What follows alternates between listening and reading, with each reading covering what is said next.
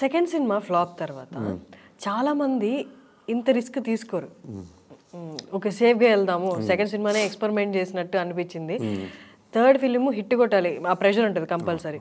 So safe line తీసుకుందామా, ఏది పెడితే మనకి కొన్ని సినిమా కొన్ని ఉంటాయి కదా, ఇవి పెడితే గ్యారంటీడ్ హిట్ అని కొన్ని ఉంటాయి, అటువైపు అసలు ఆలోచించలేదా? లేదంటే నేను మీరు అన్నది కరెక్టే. నాకు మహాసముద్రం ఆడకపోయేసరికి నేను నెక్స్ట్ మంగళవారం చేస్తున్న ఇది స్టోరీ అని చెప్పి కొలీగ్స్ కానివ్వండి, నా ఫ్రెండ్స్కి, ఇండస్ట్రీలో ఉన్న వాళ్ళకి చెబుతుంటే వాళ్ళు నీకెళ్ళి పిచ్చెక్కిందా, మహాసముద్రం అది అనుకున్నంత రీచ్ అవ్వలేదు కదా, మళ్ళీ ఎందుకు ఎక్స్పెరిమెంట్లు, ఎందుకు అందులో ఎక్స్పెరిమెంట్లు ఏంటిది, ఇప్పుడు దాకా ఎవ్వడూ ట్రై చేయలేని షాకింగ్ పాయింట్లు ఇవి, నువ్వు కొంచెం కమర్షియల్గా వెళ్ళొచ్చు కదా, హీరోలు కూడా రెడీగా ఉన్నారు కదా ఒకళ్ళిద్దరు నీతో చేయడానికి, వాళ్ళతో కమర్షియల్ చేయొచ్చు కదా వెళ్ళి అని.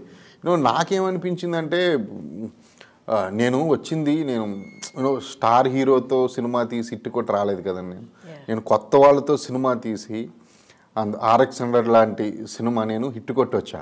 నేను మళ్ళీ నాకు ఈ కొత్త వాళ్ళు అంటే ఈ క్యారెక్టర్లు ఉన్న సినిమా తీయడం నాకేం భయం అనిపించలేదు, ఈజీ అనిపించింది. ప్లస్ వాళ్ళు అంటే నాకు అంటే కొంచెం సేఫ్ గేమ్ ఆడదామని నేను అనుకున్న బ్రెయిన్ ఇటే లాగింది మంగళవారం వైపు, నేను వేరే దాని మీద కూర్చోలేకపోయాను. నేను మంగళవారం థాట్సే వచ్చేవి, ఇంక నేను 100% ఫిక్స్ అయిపోయాను ఒక టైంలో, ఇంక ఇది నెక్స్ట్ మంగళవారం చేయాలి. మరి ప్రొడ్యూసర్స్ వైపు నుంచి రెస్పాన్స్ ఏంటి?